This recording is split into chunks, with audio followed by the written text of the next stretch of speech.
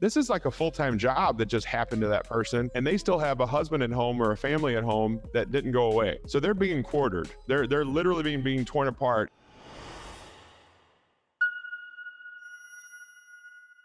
How do you talk to the most responsible Child, yeah. child about what transitions and what are the options? Because I know you guys are counselors, right? You help. Yeah, I think of medieval times, I think it's the terminology is being quartered. It's where they would hook a person up to 4 horses, one on each limb, and pull the person apart. That's what the most responsible child's going through for 4 different reasons. It's usually a female, the one that's been helping mom. They've been taking mom to the appointments, the doctor's appointments. They're still trying to make mom happy, even though she just had to move into this long-term care community. Nobody wants to move in there normally. It's like they're told they have to do it. So now you're trying to make mom happy. You're trying to make the community happy, which is usually exponentially more expensive than you're used to. So now you're trying to fund that and get all the paperwork ready for that. Then you've got, how to pay for it. You've got the siblings there. Now, you talk about crying, it's usually because of the siblings, because the average sibling lives 400 miles away from mom, 400. So that person is usually one that's very opinionated about what's going on without actually being there to take care of it, where the most responsible child is the one that has the brunt on them. And then the fourth thing people forget about is this is like a full-time job that just happened to that person, and they still have a husband at home or a family at home that didn't go away. So they're being quartered. They're literally being torn apart. And so I feel like they've been getting a lot of bad news lately, Jennifer. They just heard from the doctor that mom, she had that hip surgery. The hip surgery went great, but the doctor said in 3 weeks, when mom gets out of rehab, she cannot move back home. And now the kids are literally, it's called crisis mode. Crisis mode. What do we do for crisis mode? So like you said at the beginning, these families are looking for the best people to get advice from, because they are making some pretty, big decisions about their mom's care. And it's usually the first time in life where your mom's been that rock for you your whole life, that she's been helping you make decisions. This is the first time when the adult children step in and start making decisions for mom. Ooh, baby, you talk about fireworks, right? I love it when they say, I took my keys away from my mom and she sure hated it. And I said, you have a kid? And they're like, yeah. And I said, could you imagine when your kid comes and takes your keys? They're like, and they're always like, oh, yeah, I guess I should think of it that way. Yeah, you're right. I'll be yelling at my kid too when they try to take my keys. And so they forget how hard this all is. There is a lot of tears. I wanted to tell you, I was at a party on Sunday, and I was telling the gentleman what I did, and he said his family, they had 5 brothers and sisters, so he was one of the 5. They made a list of everything in the house that wasn't for the estate sale. So keep in mind, these are the things they were going to keep. That list, Jennifer, had 2,500 items on it. 2,500. I'm like, well, what the heck was left for the sale? 2,500. They said they went through, they had to go in order of, because 2 of his brothers were engineers. So imagine this, they had to go through like a fantasy football and pick in order of what they want. And he said they thought it would take a few hours. It took 2.5 days to pick out. And then the person who got the first choice was the only sister. And she thought mom already said she could have her wedding ring.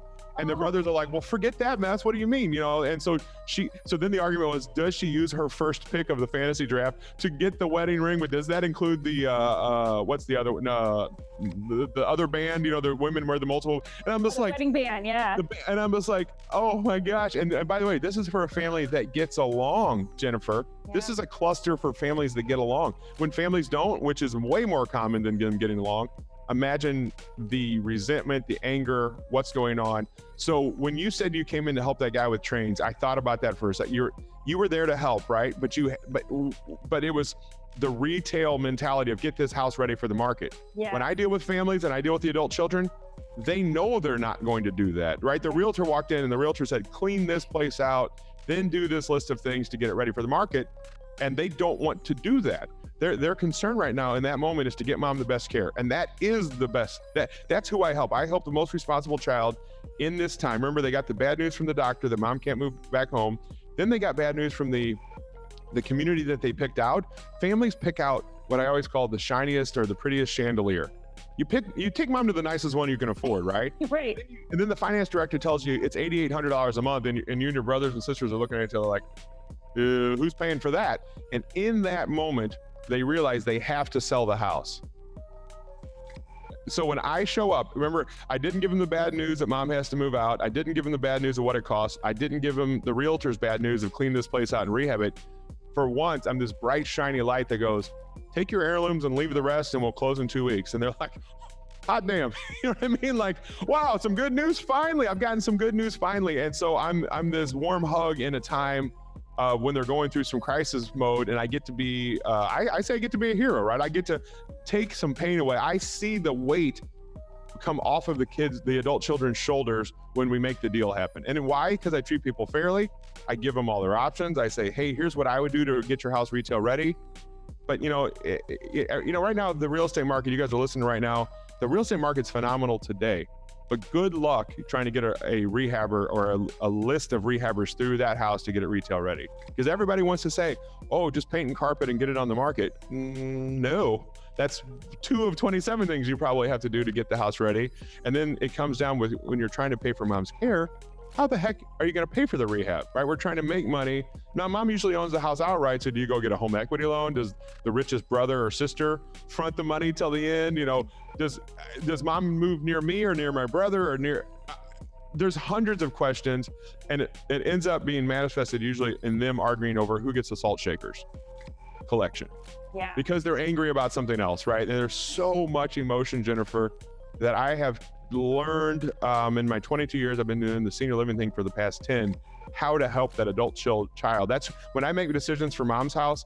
It's almost always, am I putting the adult child first in this? Because that person that's being ordered, I get to be something good for once, and they need it so badly that they appreciate it. And I don't know how many times I've heard, I wish more people knew about your service. And hey, that's why we're here today, right? That's what we're talking about.